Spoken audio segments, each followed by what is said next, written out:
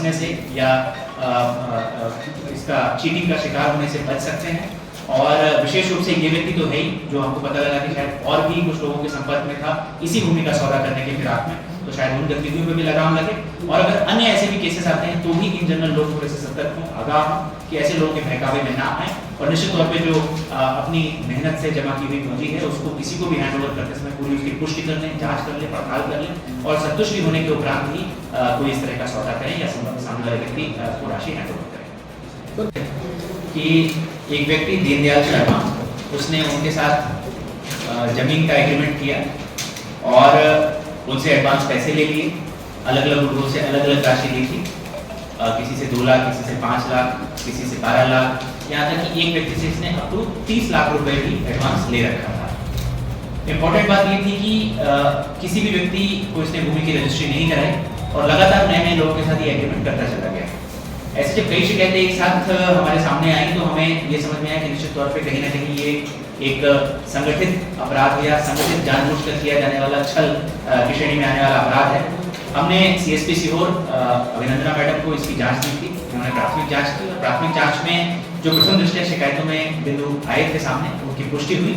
और ये स्पष्ट हुआ कि ये व्यक्ति है जो एक ही जमीन की बार बार एग्रीमेंट करता जा रहा है, लोगों से पैसे लेता जा रहा है और रजिस्ट्री किसी से नहीं करा रहा। जब रजिस्ट्री का समय आ रहा है तो या तो उनसे डिस्कनेक्ट हो जा रहा है या फोन बंद कर दे रहा है या उनसे संपर्क तोड़ दे रहा है। कई लोगों ने अपने पैसे वापस लेने के भी प्रयास किए लेकिन किसी को सफलता नहीं मिल पाई, किसी के पैसे इस व्यक्ति ने वापस नहीं किए, जिससे कि प्रथम दृष्टया ही स्पष्ट हुआ कि ये निश्चित तौर पे फ्रॉड का केस है, छल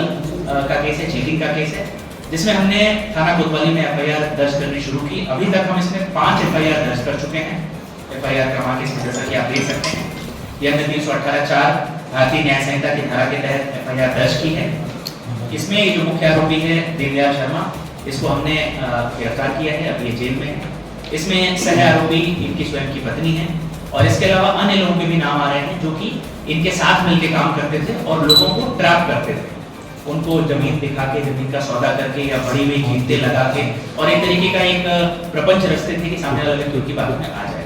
कर चुके हैं और जो इस व्यक्ति ने फ्रॉड किया है वो लगभग 1.5 करोड़ रुपए का है, अगर हम सभी गैर शिकायतकर्ताओं की राशि जोड़ते हैं तो, जो कि ये उन लोगों से ले चुका है। इसमें से कुछ राशि ऑनलाइन के माध्यम से ट्रांसफर हुई है, कुछ चेक के माध्यम से और बाकी काफी राशि जो है इसने कैश के माध्यम से प्राप्त की है। और जैसा मैंने बताया कि इसमें हमने कोतवाली थाने में एफआईआर रजिस्टर करके इस प्रकरण की विवेचना शुरू की है। अभी कुछ अन्य शिकायतकर्ता भी हैं जिनकी भी अभी जो शिकायत जांच है वो जांच स्टेज पर लंबित है, उसमें भी शीघ्र कार्रवाई करेंगे। और जैसा कि आपने देखा कि संगठित इसमें ऐसा समझ में आ रहा है कि रूप से गिरोह के तौर पे काम करते हुए लोगों को फंसाया जा रहा था और उनसे पैसे उनके छल किए जा रहे थे, जिसको देखते हुए इसमें हम संगठित अपराध की धाराओं का भी अभी समावेश करेंगे जैसे ही प्रकरण अभी विवेचना में आगे बढ़ता है। तो ये एक प्रकरण था, इसमें मूल उद्देश्य एक तो इस प्रकरण में खुलासा करना था ही, दूसरा ये था कि इसमें एक के बाद एक शिकायतें हमारे पास एसपी ऑफिस में प्राप्त हो रही थी कि एक पर्टिकुलर व्यक्ति है दीनदयाल शर्मा जो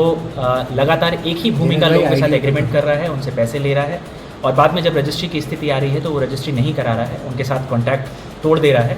ऐसी जब कई शिकायतें हमारे सामने आई तो इसमें एक पैटर्न सा दिखा हमें और हमने ये सभी शिकायतों की जांच के लिए सीएसपी सीहोर को अधिकृत किया। इन्होंने जांच की और जो उसमें शिकायत में बिंदु आए थे उनकी पुष्टि हुई। ये व्यक्ति दीनदयाल शर्मा एक ही भूमि को अलग अलग लोगों से लगातार एग्रीमेंट करा रहा था,